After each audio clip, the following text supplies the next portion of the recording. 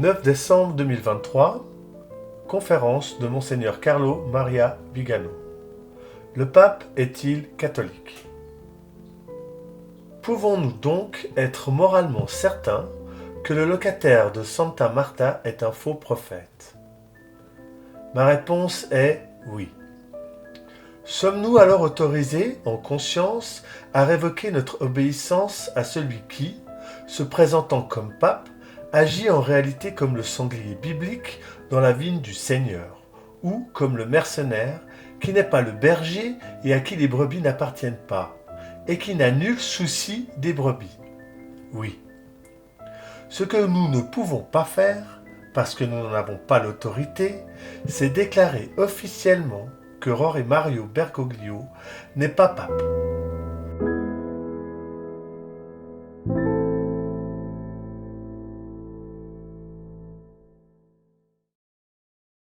Un autre article du 17 novembre 2023, toujours sur le site de Mediapresse Info de la FSSPX.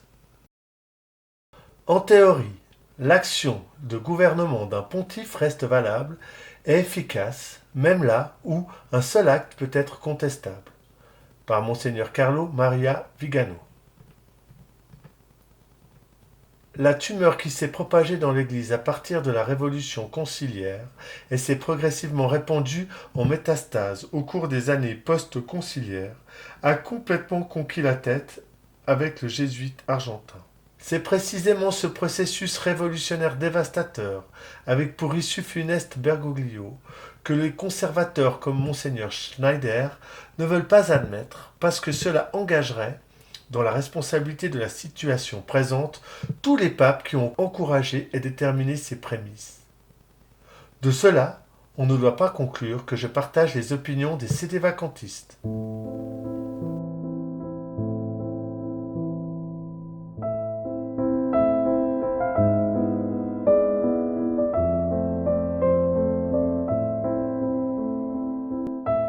Et Saint Robert Bellarmin qui écrit donc 80 ans après Cachetan. Et il fait une réponse très circonstanciée. Parce que Cachetan, la question c'est le pape, s'il est hérétique, théoriquement, il ne fait plus partie de l'Église. Et Cachetan le reconnaît cela. Mais il fait une distinction subtile. Cachetan, il dit, car s'il ne fait pas partie de l'Église, eh bien il n'en fait pas partie. Et donc il n'est plus pape. Ce que dit Cachetan, c'est qu'il dit, oui, mais comme il est baptisé, il reste chrétien secundum quid, en quelque manière. Et donc, il peut avoir une autorité en quelque manière, et donc il faut un concile pour le déposer.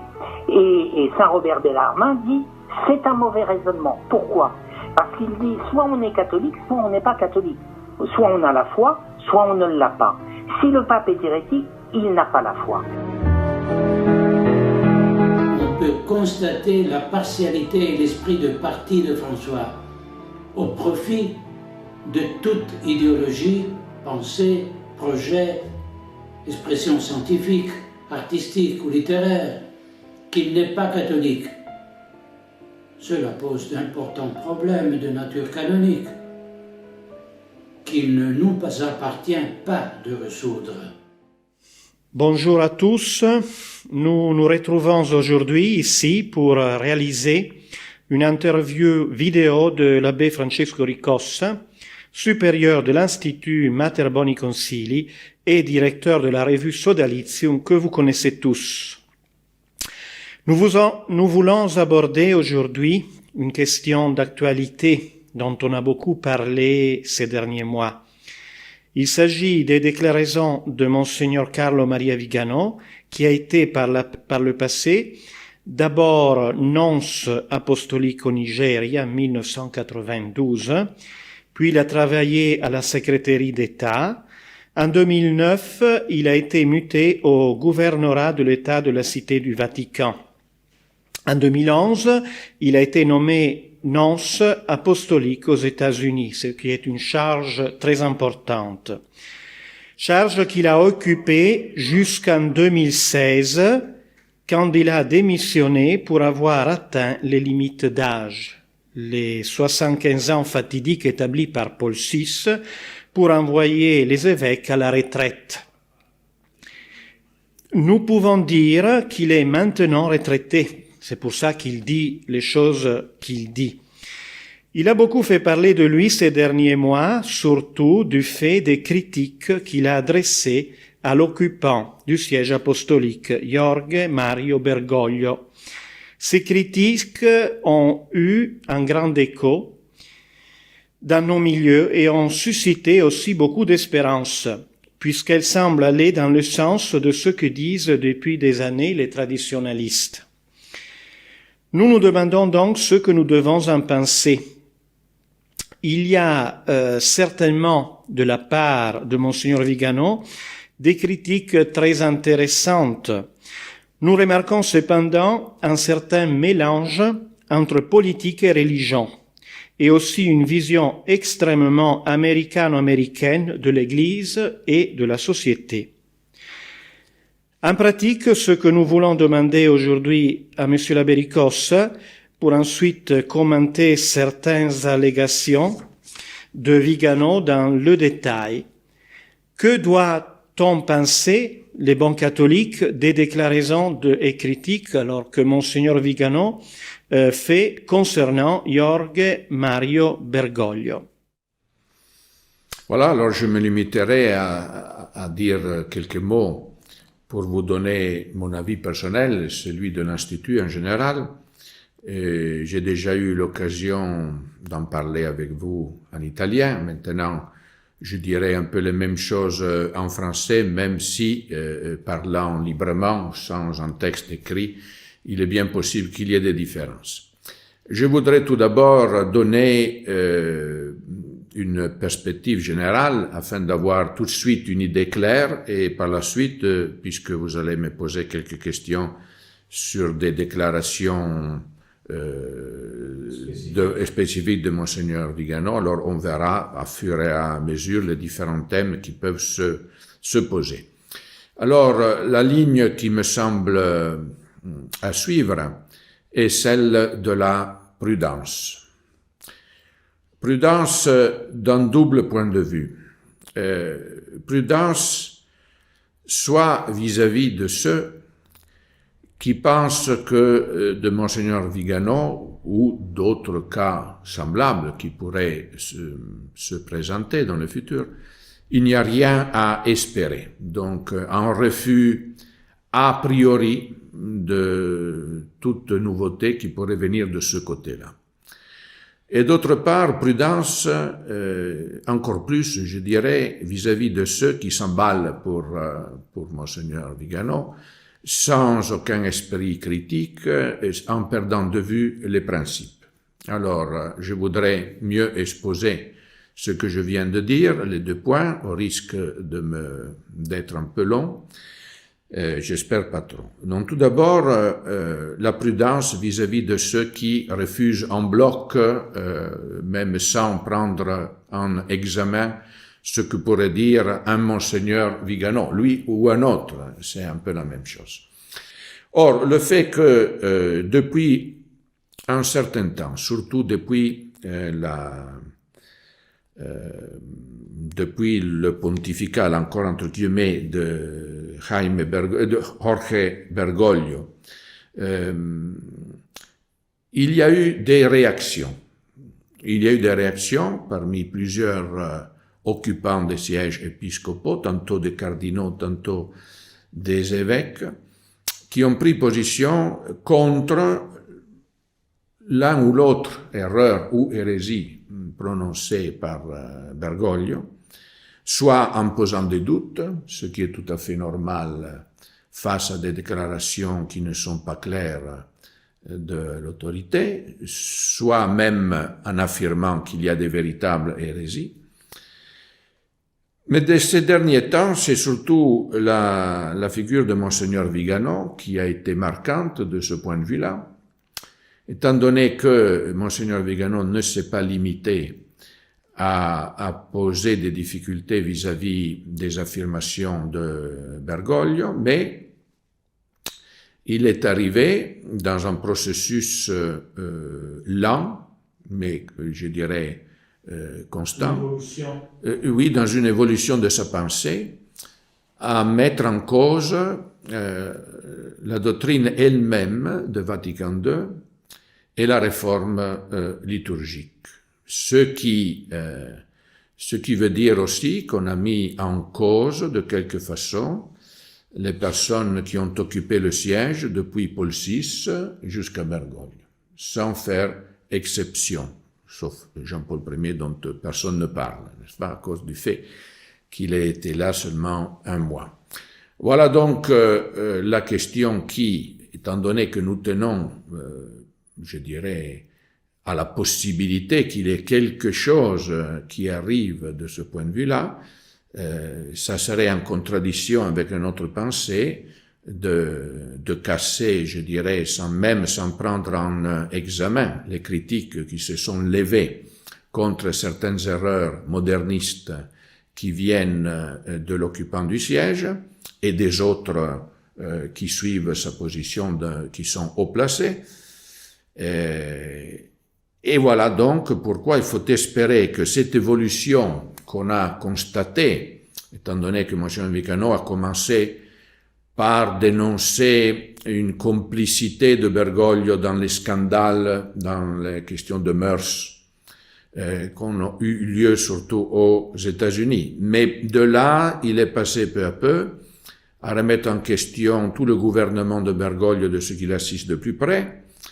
Et puis, il a remis en question, comme je viens de dire, Vatican II, la doctrine de Vatican II, un peu dans tous les documents, la réforme liturgique et certaines initiatives même de Jean-Paul II et même de Benoît XVI. Donc, étant donné tout cela, il y a, de ce point de vue-là, à souhaiter que cette évolution continue et qu'il arrive à dénouer le problème essentiel et central, puisque une fois qu'on a dit que cette doctrine, cette réforme liturgique, etc., n'est pas compatible avec la foi de l'Église, il faut en tirer les conséquences. Et ce sont justement les conséquences que Monseigneur Vigano n'a pas encore tirées. Et même, on dirait exactement le contraire. Alors, une fois qu'on a dit donc ce point positif, c'est-à-dire, je le répète, une mise en question de toutes les erreurs à partir de Vatican II, non seulement du gouvernement de Bergoglio, une mise en question de tous les occupants du siège depuis Paul VI, une mise en question de la réforme liturgique, eh bien tout cela est positif. Voilà le côté négatif ou le côté qui nous amène à avoir une grande prudence, et c'est la moindre des choses que l'on puisse dire. Ceci du fait que Monseigneur Vigano ne se prononce pas d'une façon claire sur la légitimité de Bergoglio. Tantôt, il l'appelle ouvertement le pape. Et il y a une conséquence dont il se rend compte lui-même, puisqu'il est arrivé dans ses écrits, dans ses déclarations, qui sont très nombreuses d'ailleurs, qui se suivent d'un jour à l'autre, qu'il a accusé l'Église elle-même d'être coupable de ces erreurs doctrinales dont il parle. Il est vrai que parfois, après avoir accusé l'Église de se tromper, de se fourvoyer, etc., il s'est repris lui-même, signe qu'il se rend compte de la difficulté de cette question, de comment cette question est délicate et difficile, mais il ne semble pas donner une ligne claire, mettre au clair cette question d'une si grande importance. Alors, Jorge Mario Bergoglio, selon Monseigneur Vigano, est-il le vicaire de notre Seigneur Jésus-Christ, oui ou non? Et en conséquence, est-ce que les erreurs qui sont professées par lui en tant qu'autorité, il faut-il les attribuer à l'Église elle-même ou non? Et ce qui est dit de Bergoglio, il faut le dire aussi des autres occupants qui l'ont précédé. Étant donné que la critique de Monseigneur Vigano s'est portée aussi, bien que avec des nuances importantes, même sur les prédécesseurs à partir de Paul VI. Est-ce que Paul VI était l'autorité ou non?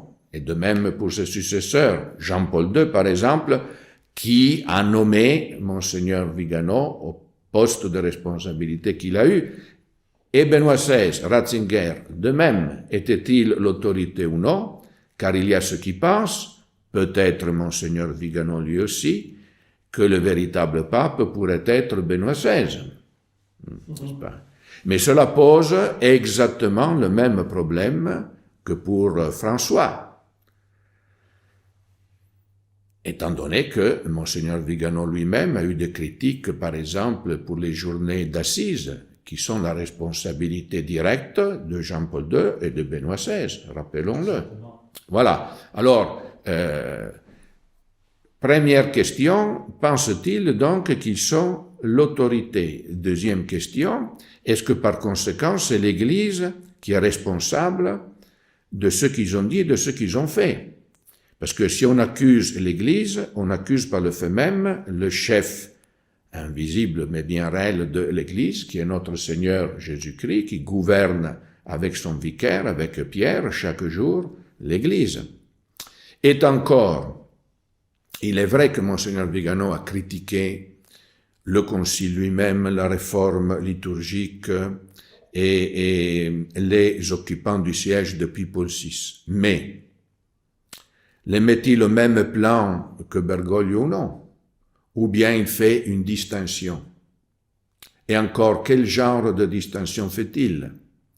Et encore, cette remise en question, elle arrive jusqu'où? Par exemple, est-ce que selon lui, Vatican II est quand même le magistère de l'Église ou non? Ce qui revient à se poser la question de l'autorité.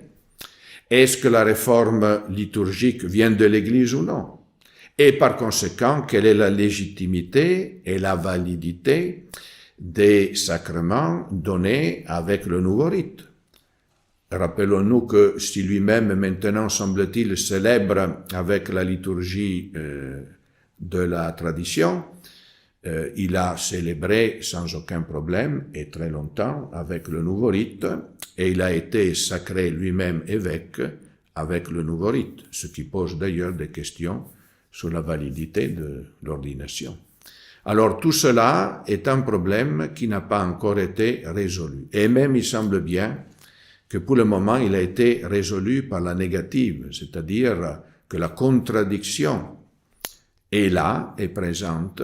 Donc la critique que l'on fait aux documents conciliaires et successifs se porte sur l'autorité, sur le pape, sur l'Église, et par conséquent, l'action menée jusqu'à présent par Monseigneur Vigano nous mène à la même impasse et au même échec que nous avons hélas constaté dans l'action de Monseigneur Lefebvre. Dans ce cas-là, Monseigneur Vigano serait un deuxième échec, encore pire que celui de Monseigneur Lefebvre, qui au moins a été bien plus tôt, d'une façon bien plus claire et avec beaucoup plus d'efficacité dans la pratique, à essayer de défendre la tradition de l'Église.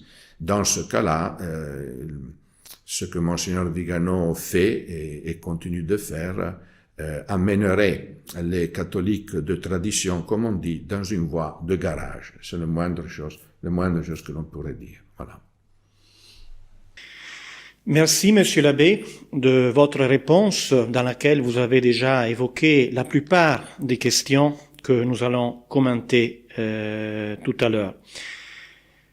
Je voudrais revenir sur la question du mélange entre la politique et la religion dans les déclarations de Monseigneur Vigano.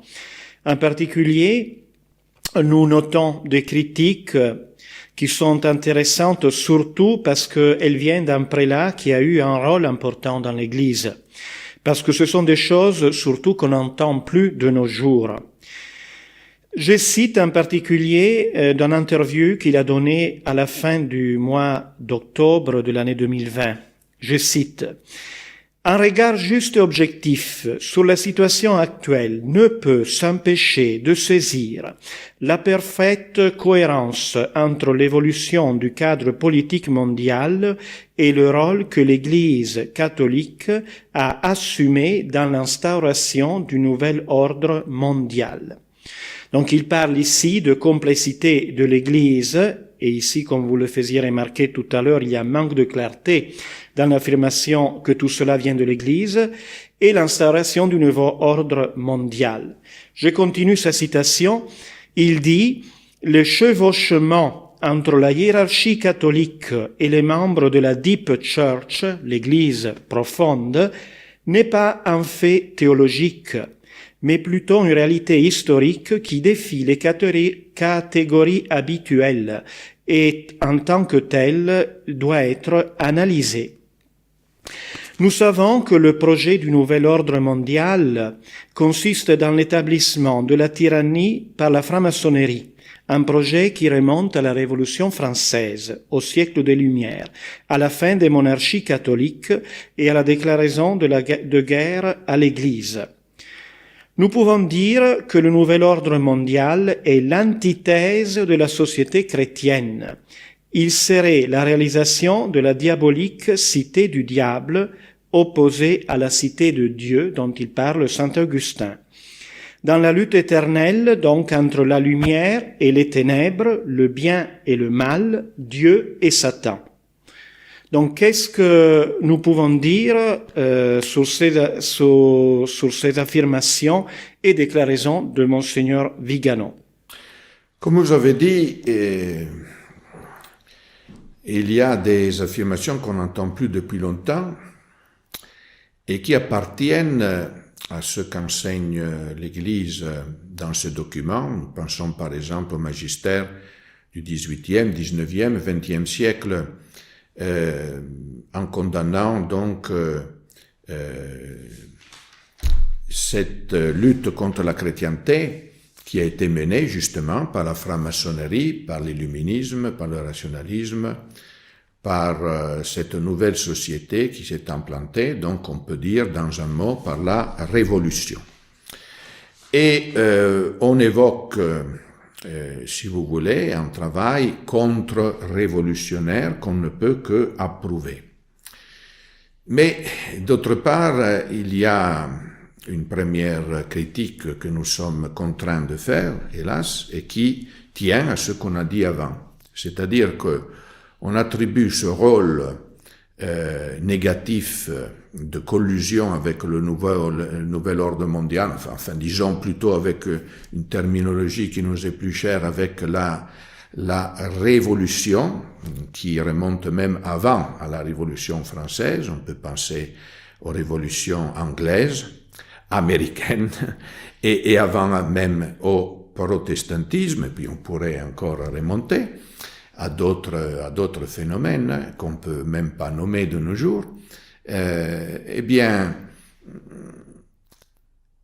d'autre part, Monseigneur Vigano, comment dire, attribue cette collusion entre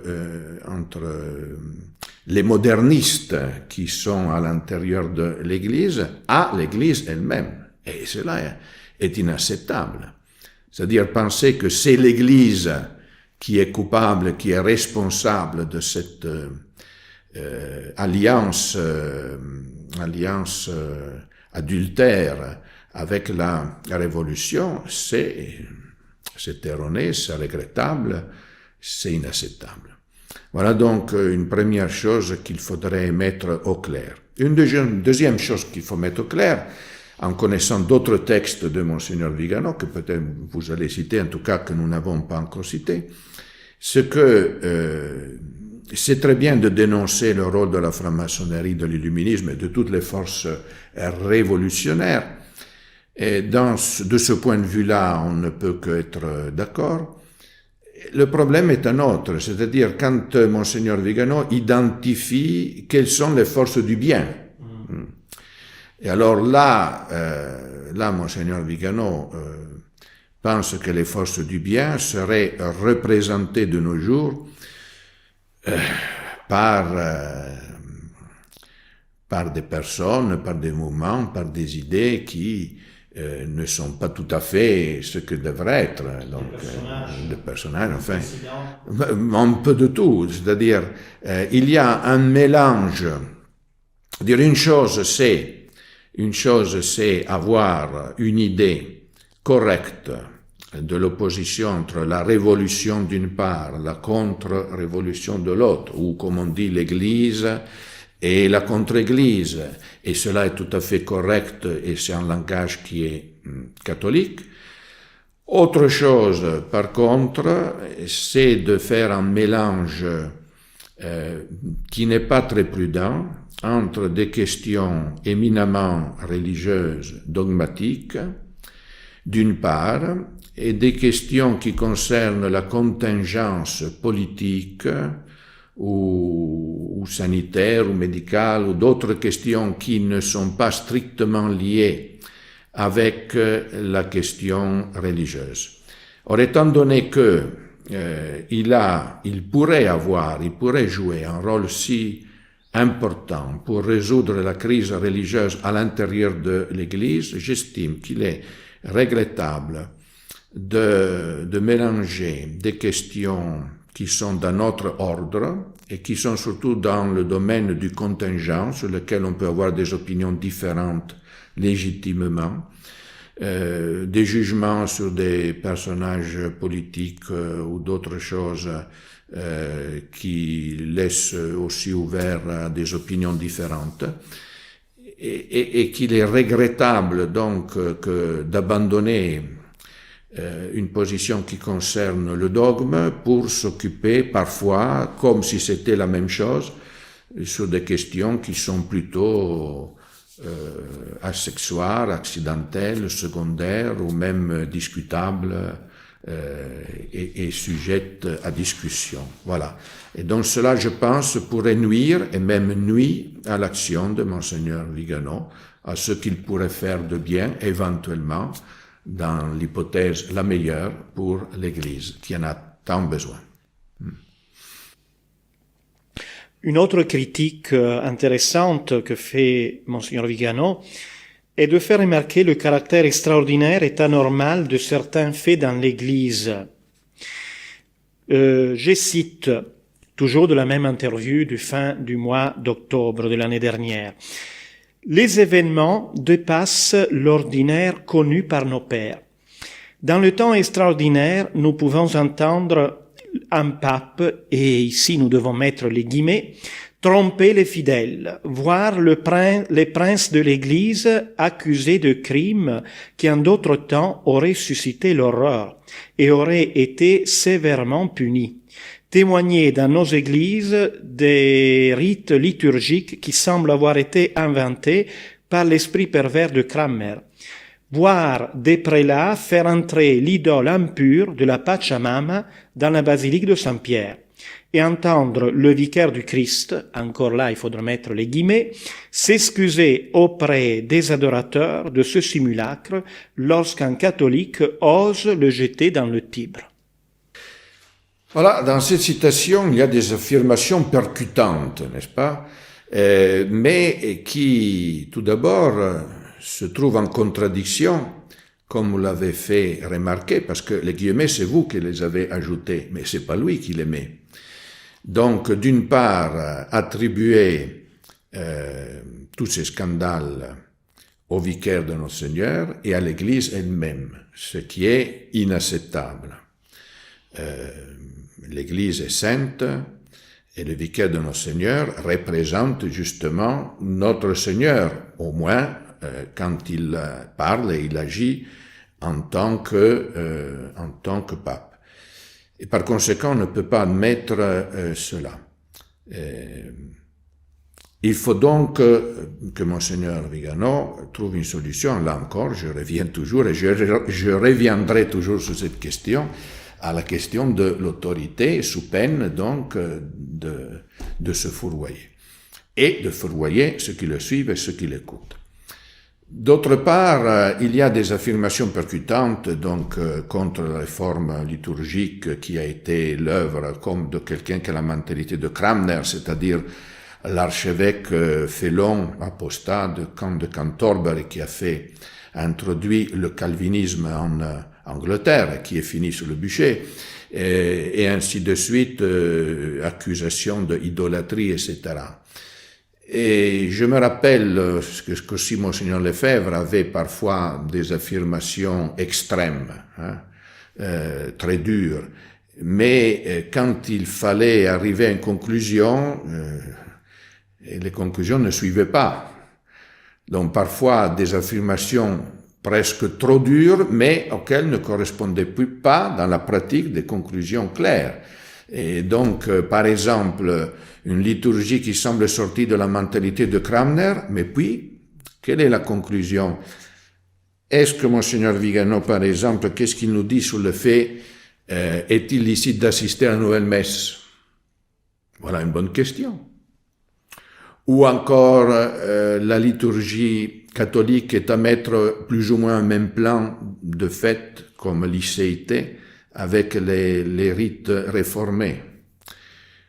Qu'en est-il alors, justement, voilà des conséquences, parce qu'on dit Cranmer, Luther, etc., mais puis dans la pratique, est-ce qu'on pense que c'est vraiment quelque chose qui est au même niveau que la réforme de Cranmer ou de Luther? Parce que qu'est-ce qu'il en est, par exemple, de la validité de ces rites-là? Ceux de Cranmer n'étaient pas valides.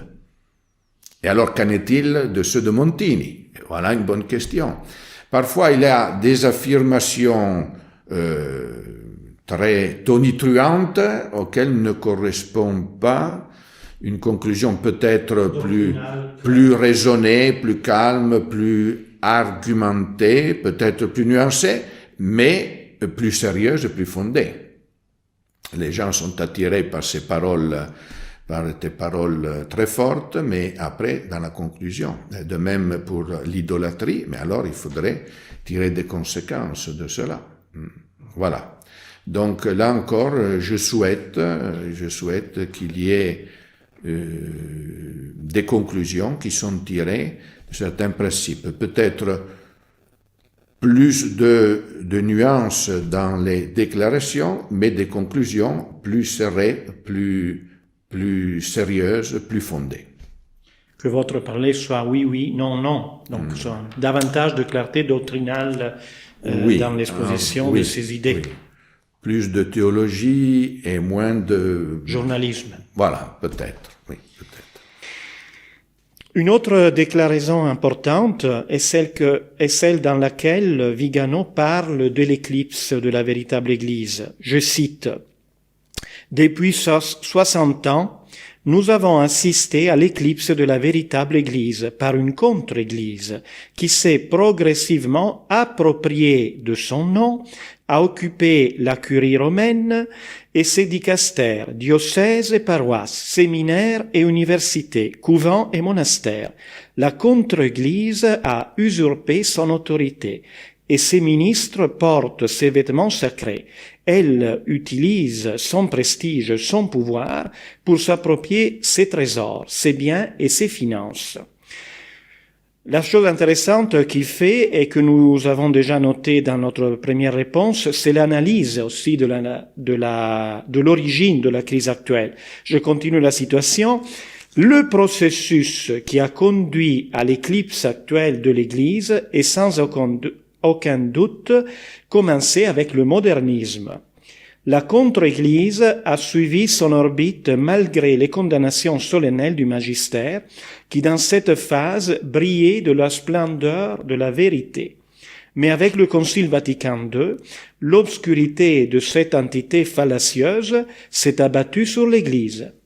Au début, elle n'obscurcissait qu'une petite partie, mais l'obscurité s'est progressivement accrue.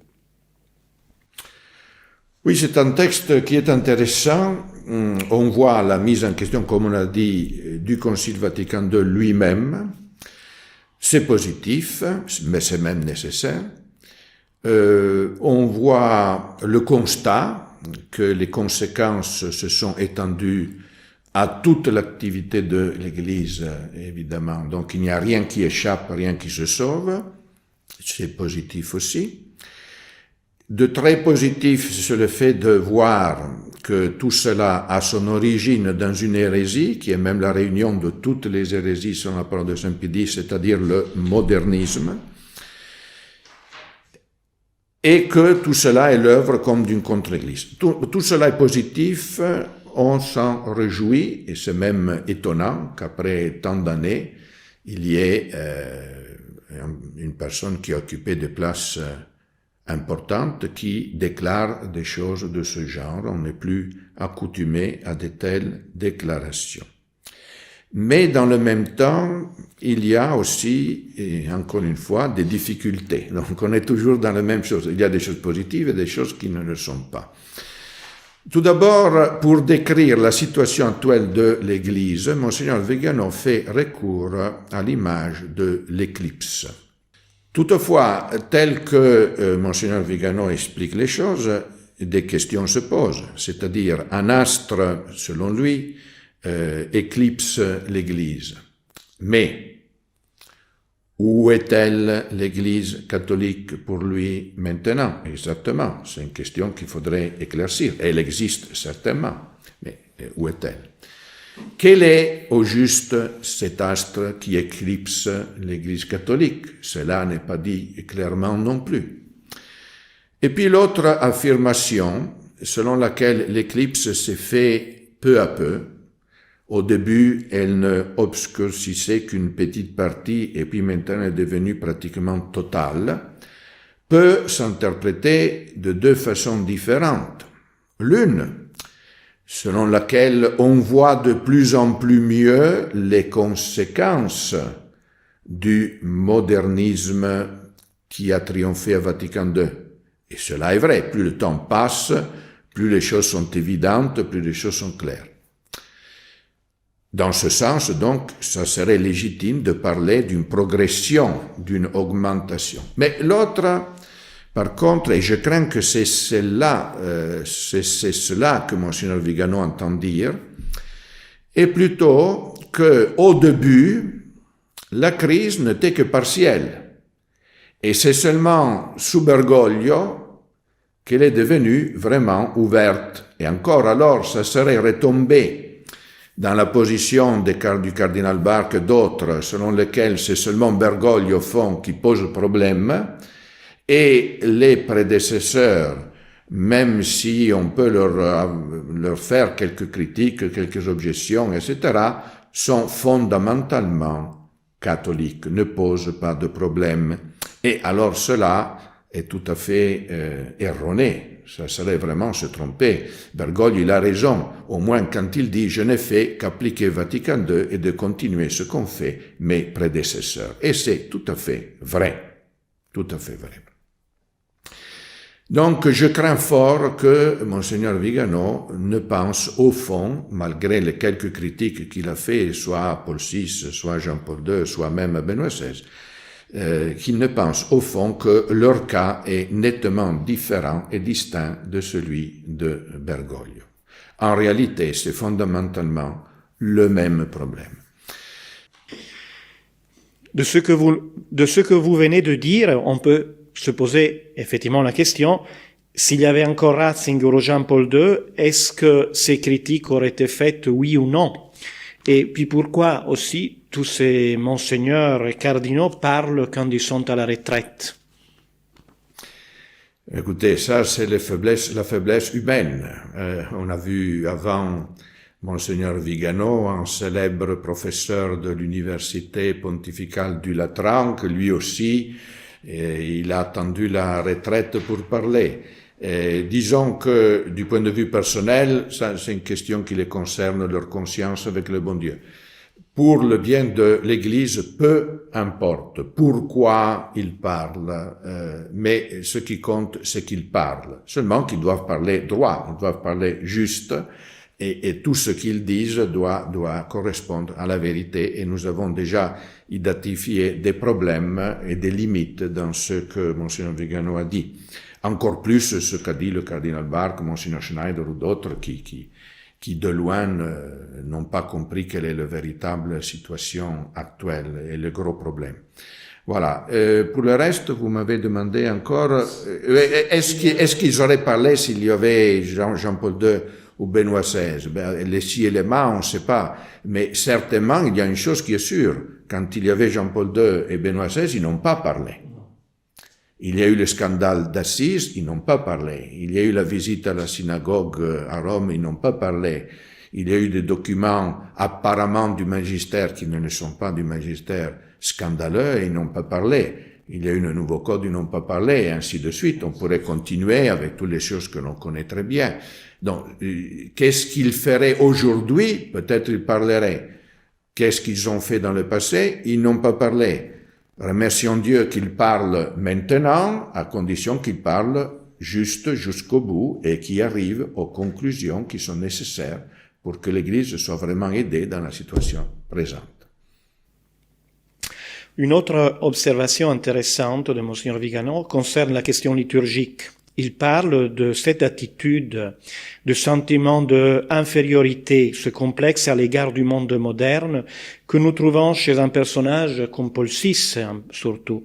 Dans sa critique, il dit, je cite, « Le coup de grâce de cette attitude a été codifié dans la liturgie réformée, qui manifeste son embarras du culte catholique en le réduisant au silence, et donc en le niant indirectement. Le changement rituel a engendré un changement doctrinal qui a conduit les fidèles à croire que la messe est un simple banquet fraternel et que la très sainte Eucharistie n'est qu'un symbole de la présence du Christ parmi nous. » Donc il est intéressant de voir comment il fait remarquer que le changement liturgique, lex orandi, lex credendi, porte et a porté au fait d'un changement doctrinal chez les fidèles catholiques qui suivent le nouveau rite. Il y a les deux aspects. Les erreurs doctrinaux, par exemple l'erreur de l'écuménisme, qui est la voie ouverte vers l'athéisme, dit le pape Pie XI, ont amené à des réformes liturgiques. Et puis par la suite, les réformes liturgiques ont amené à une mentalité qui empire les erreurs doctrinaux. Cela est vrai, nous nous réjouissons que Monseigneur Vigano accuse et dénonce la réforme liturgique. Encore une fois, nous espérons que dans l'évolution positive qu'il y a eu ces derniers temps dans sa pensée, il arrive à poser le problème de la licéité de ces rites, de leur validité et du fait qu'ils soient vraiment des rites d'église ou plutôt qu'ils ne le soient pas, ce que nous pensons. Donc nous attendons, nous souhaitons que l'on arrive à éclaircir ce point et aussi qu'il donne des directives aux fidèles, des conseils, je dirais, du point de vue pratique, comme le problème que j'ai posé avant. Peut-on assister, par exemple, au rite réformé? Nous pouvons dire aussi que Monseigneur Vigano est à rapprocher à plusieurs correcteurs filiaux qui l'ont précédé dans les dernières années. En quoi se différencie-t-il d'eux? Pourquoi les corrections filiales et les listes des erreurs et des hérésies bergogliennes n'obtiennent jamais aucun effet pour la situation actuelle de l'Église? Tout d'abord, la correction filiale, c'était un document qui a été signé par des théologiens, par des penseurs, etc., dans lequel on accuse d'hérésie, si je me rappelle bien, Bergoglio, sur plusieurs points. La différence avec Monseigneur Vigano, et tout à la faveur de Monseigneur Vigano, c'est que dans la correction filiale, on ne fait que accuser d'hérésie, il est vrai, ce qui est la chose la plus grave, des affirmations de Bergoglio, mais non pas de Vatican II ou de ses prédécesseurs. Et même qu'on condamne des affirmations erronées de Bergoglio, se servant comme autorité qui s'oppose à lui, de phrases et de citations, mettons, de Jean-Paul II. Or, Monseigneur Vigano ne fait pas clairement ce processus, c'est-à-dire il est arrivé à porter des critiques à Vatican II et aussi au prédécesseur de Bergoglio. Même si, comme j'ai fait remarquer avant, on se demande, et c'est pas clair du tout, est-ce que pour lui c'est plus ou moins la même chose, ou bien s'il y a une différence nette entre le cas de Bergoglio et celui de ses prédécesseurs immédiats. Quel est le point commun, par contre, et négatif entre Monseigneur Vigano et ce qu'il dit et ceux qui ont signé ce document de correction filiale? C'est justement que tous les deux, au moins apparemment, reconnaissent la légitimité de Bergoglio. Une correction filiale, c'est la correction d'un fils vis-à-vis de son père. Or, est-ce que Monseigneur Vigano reconnaît la légitimité de Bergoglio? Certains disent que non, semble-t-il. Mais il reconnaîtrait la légitimité de Benoît XVI. Je ne rentre pas dans cette question. On demande à Monseigneur Vigano de nous mettre, je dirais, à connaissance de son opinion sur ce sujet. Officiellement, il est toujours en communion avec Bergoglio. Il n'a jamais déclaré ouvertement qu'il ne l'est plus. Il le reconnaît donc encore apparemment comme pape. Dans ce cas-là, eh bien, comment un catholique peut refuser l'enseignement du magistère? Et comment le vicaire de Jésus-Christ peut enseigner l'erreur en matière de foi?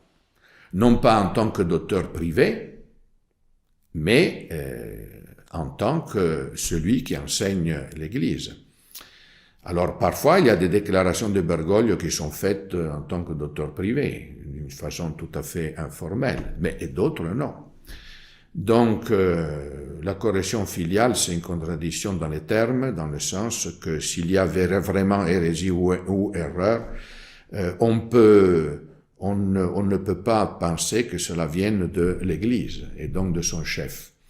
Si par contre il y a des doutes, alors on demande, comme dans les fameux dubia des cardinaux, des 4 qui ont signé, il n'y a plus 2 qui sont vivants, me semble, alors là, on n'accuse pas d'hérésie, mais tout simplement on dit, il y a des doutes et nous demandons à l'autorité un éclaircissement, ce qui est légitime.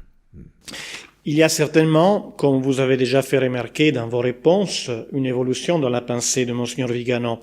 Dans une interview très récente qui remonte au 23 décembre dernier, accordée au site américain Life Site News, qui a été rapidement traduite en toutes les langues, Monseigneur Vigano dit une phrase qui semblerait mettre en doute un peu l'autorité de Bergoglio. Je cite: « Si un jour nous devions entendre Bergoglio dire que pour rester en communion avec lui, nous devons accomplir un acte qui offense Dieu, nous aurons la confirmation supplémentaire qu'il est un imposteur et qu'il n'a donc aucune autorité. » Fin de la citation. Il oublie de dire que, de toute façon, toute messe nouvelle est déjà un acte qui offense Dieu et la foi. Donc, qu'est-ce que faut-il penser de cela? Et c'est vraiment une affirmation qui laisse perplexe et étonné, parce que, comme vous dites, à propos de la nouvelle messe, mais ça vaut pour les sacrements, pour le nouveau code de droit canon, pour tout l'enseignement conciliaire et post-conciliaire, comme Monseigneur Vigano l'a plus ou moins dit aussi, à propos de la liberté religieuse, et il s'est prononcé sur la liberté religieuse, de l'écuménisme et d'autres choses. Et cela, on nous demande de l'accepter. Et alors, ça fait déjà depuis très longtemps qu'on nous demande d'accepter des choses qui offensent Dieu pour être en communion avec ceux qui occupent les sièges. Et il faut donc en déduire qu'ils sont des usurpateurs. Il y a toujours ces phrases, je dirais, très, comme je dis avant, tonitruantes, auxquelles ne correspond rien dans la réalité. Il faudrait peut-être tirer des coups de canon qui font moins de bruit, mais avec des conséquences un peu plus fondées. Alors, même Monseigneur Lefebvre avait déclaré, Jean-Paul II, c'est l'antéchrist ou des choses de ce genre, et puis en réalité, il le reconnaissait toujours comme pape et expulsait ceux qui le reconnaissaient pas, le citaient pas dans le canon de la messe. Donc des grandes paroles, des paroles qui faisaient émotion, et puis dans la pratique, la négation de ce qu'il disait. Et je crains fort que Monseigneur Vigano soit un peu un phénomène semblable. Il y a une déception. Et on craint bien parce que... Et puis encore, s'il arrivait, et il l'a pas fait, même avec cette phrase, parce qu'il y a cette contradiction. Si on nous demande quelque chose d'offense à Dieu, mais on vous l'a déjà demandé depuis longtemps. Voilà, donc, c'est comme dire, si dans le futur on fera ceci, mais on l'a déjà fait. Un grand merci, Monsieur l'abbé, pour ces explications sur ces questions très importantes donc de Monseigneur Vigano, qui intéressent non seulement de nombreux fidèles de l'Institut, mais en général tous les catholiques fidèles à la doctrine de l'Église. Nous avons touché beaucoup de questions qui mériteraient davantage de temps et d'approfondissement.